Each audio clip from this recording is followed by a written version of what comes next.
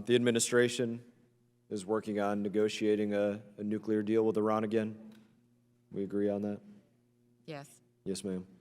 I want to talk a little bit about what you know about negotiation. Probably easily in this room, you've sat with Iranians more than anybody, and so you do have an opinion on this that should be valued. You stated about the first Iran negotiations, and you said this passionately. We had to make sure our military was arrayed in such a way to say that we are serious. If we have to take military action because nothing else works, we will. We made sure that the Iranians knew that we had weapons that could penetrate Fordo. We helped oil producers produce more oil to compete with Iran. At that time, as you mentioned already, Russians were taking Crimea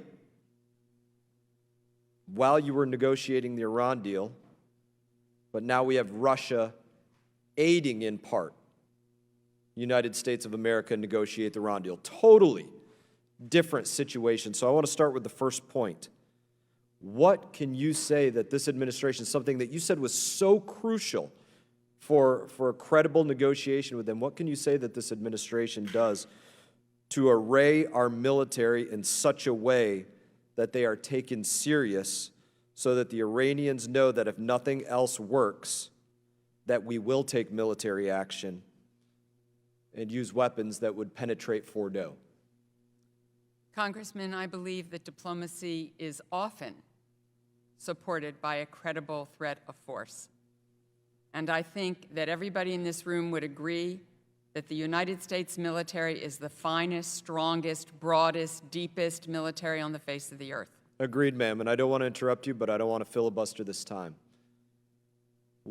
There's a difference in administrations. The Trump administration, whether you like them or not, had an incredible military prowess, took out Soleimani, other things that we could talk about, negotiations with North Korea, you name it.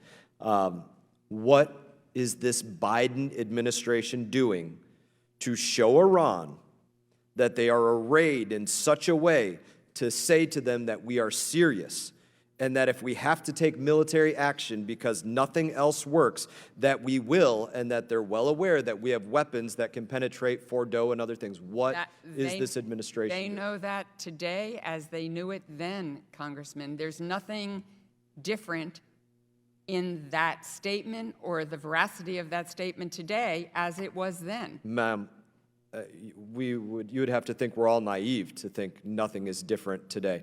Obviously, the world oil markets and what this administration has done with what rubs up against their long-term climate goals is totally different, as was different than what you were doing to negotiate with Iran. What they did in Afghanistan, in the withdrawal from Afghanistan, our intelligence throughout the region, what they're doing with Ukraine, what they're doing right now with Russia, who is, just like they were attacking Crimea during the Obama administration, is now attacking Ukraine during the Biden administration.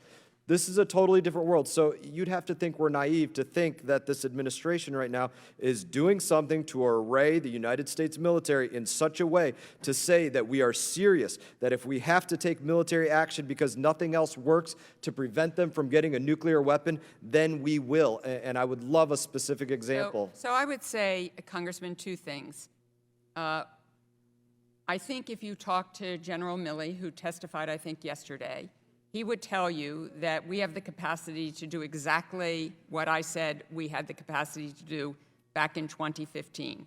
Secondly, I think you will have seen in the Secretary's meeting in the Negev Desert with Abraham Accord partners and Israel that our partnerships and alliances are as important in our negotiations with Iran as they are in our standing up to Putin in Ukraine. So one more question on that.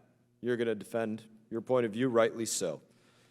You believe that if Iran were to be on the cusp of a nuclear weapon right this moment, that General Milley would launch an attack, use military action, as you said was so important for you to be able to negotiate? Congressman, you have to say that credibly. Congressman, I'm not going to deal today in a hypothetical because it would depend upon That's what many you did factors. previously. The That's gentleman's time has expired.